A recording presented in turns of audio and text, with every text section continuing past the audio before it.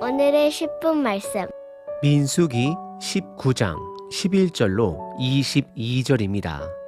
민수기 19장 전반부에서 붉은 암송아지로 만든 제의 목적을 살펴봤습니다.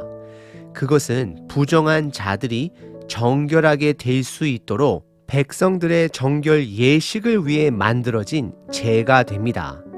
그리고 그것은 진영 밖에 보관하여 부정해진 백성들이 진영 밖에서 정결을 해결할 수 있도록 하나님이 만들어주신 은혜의 속죄제가 되는 것입니다.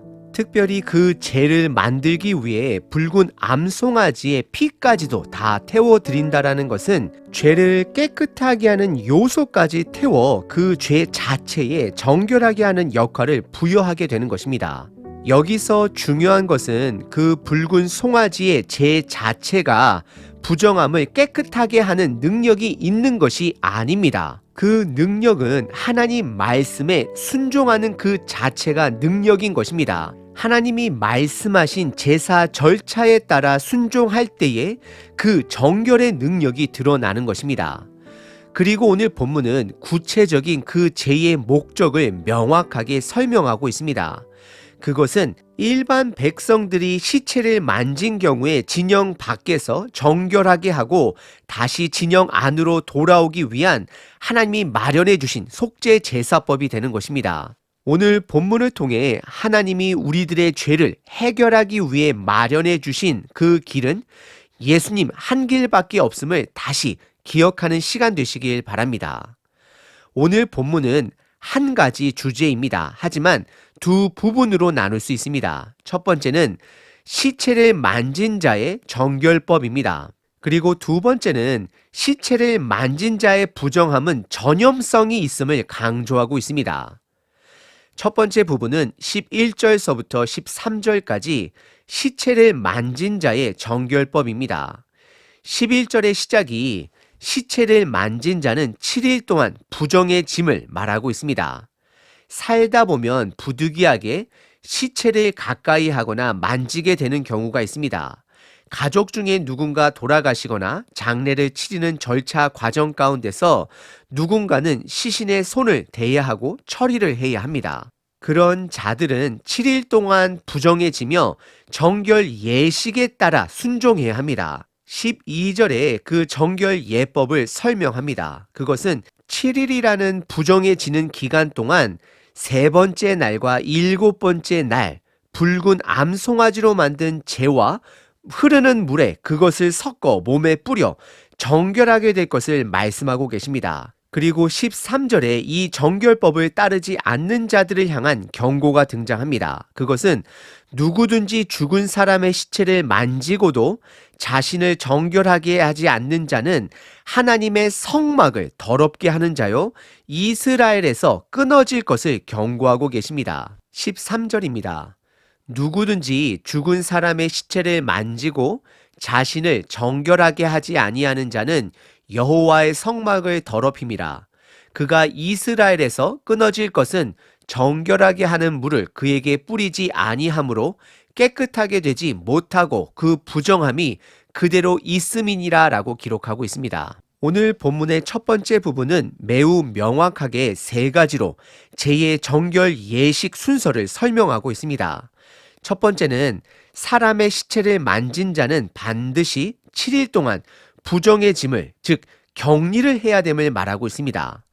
그리고 두 번째는 그 부정해지는 7일 안에 세 번째 날과 마지막 7일째 날에 붉은 암송아지로 만든 잿물로 반드시 정결해져야 합니다. 그리고 마지막 세 번째는 경고로서 이 예식을 무시한 자는 부정함이 그대로 그에게 있으므로 이스라엘에서 공동체에서 끊어지게 됨을 말씀하고 계십니다. 두 번째 부분은 14절서부터 22절까지 그 부정함의 전염성을 강조하고 있습니다. 죽은 시체를 만지게 되어 부정하게 되는 경우는 다른 부정함과는 다르게 전염성이 있음을 두 가지 상황을 통해 설명해 주고 있습니다. 14절에 첫 번째 예를 들어주고 있습니다. 함께 먹고 자는 장막에서 사람이 죽을 때의 법을 말씀하십니다. 그것은 가족일 가능성이 매우 높습니다. 그때에 주검을 만지지 않았을지라도 그 텐트 안에 들어가고 나간 모든 사람들은 부정의 짐을 말씀하십니다. 그리고 15절에 사람뿐만 아니라 뚜껑을 덮지 않은 그릇들까지 부정의 짐을 말씀하고 있습니다. 그리고 두 번째 예는 16절에 누구든지 밖에서 즉 들에서 칼에 죽은 자나 시체나 사람의 뼈나 무덤을 만지게 되면 동일하게 7일 동안 부정의 짐을 말씀하고 있습니다. 그리고 17절부터는 그 정결 예식 과정을 세 단계로 설명을 합니다. 첫 번째는 17절에 부정한 자를 위하여 붉은 암송아지로 만든 재를 흐르는 물과 함께 그것을 그릇에 담게 됩니다. 그리고 두 번째는 18절과 19절에 이미 정결해진 자가 우슬초를 가져다가 그 잿물에 찍어 부정해진 모든 곳에 뿌리게 됩니다. 사람, 장막, 그릇에 뿌립니다. 그리고 그것을 뿌릴 때는 셋째 날과 일곱째 날에 뿌리게 됩니다. 그리고 마지막 세 번째는 19절에 마지막 7일째가 지나게 되면 옷을 빨고 몸을 씻으며 정결하게 됨을 말씀하십니다. 그리고 20절은 13절에 이어 두 번째로 하나님의 이런 정결 예식을 따르지 않는 자는 이스라엘 공동체 가운데서 끊어질 것을 두 번째로 경고하고 계십니다. 그리고 21절과 22절은 다시 한번 부정함의 전염성을 강조하고 있습니다. 그것은 정결했던 자가 잿물의 정결의식을 돕게 되면 그 또한 부정해지고 그 부정한 자가 무엇을 만지던지 간에 그것들은 다 부정해짐을 말씀하고 있습니다. 하지만 부정해진 자들은 하루 동안 격리하며 옷을 빨고 몸을 씻음으로 다시금 정결해질 수 있음을 말씀하고 계십니다. 오늘 본문의 두 번째 부분은 부정함의 전염성을 강조하고 있습니다. 오늘 본문은 붉은 송아지를 태워 남은 그 재의 사용 목적에 대해 다루고 있습니다. 붉은 송아지 재는 일반 백성들이 생활 속에 시체를 만지게 되거나 또는 2차적으로 부정하게 될 때에 정결함을 얻기 위해 하나님께서 마련해 주신 속죄 제사의 한 방법이 되는 것입니다. 우리가 잘 알다시피 온전한 속죄 제사의 희생양은 붉은 암송아지의 재로 만든 잿물이 아닙니다. 오로지 예수님 한 분이십니다. 히브리서 9장 13절과 14절에 명확하게 붉은 암송아지의 제보다 예수님의 희생제사가 더 온전한 제사가 됨을 말하고 있습니다. 히브리서 9장 13절 14절입니다. 염소와 황소의 피와 및 암송아지의 재를 부정한 자에게 뿌려 그 육체를 정결하게 하여 거룩하게 하거든 하물며 영원하신 성령으로 말미암아 흠없는 자기를 하나님께 드린 그리스도의 피가 어찌 너희 양심을 죽은 행실에서 깨끗하게 하고 살아계신 하나님을 섬기게 하지 못하겠느냐라고 말씀하고 계십니다.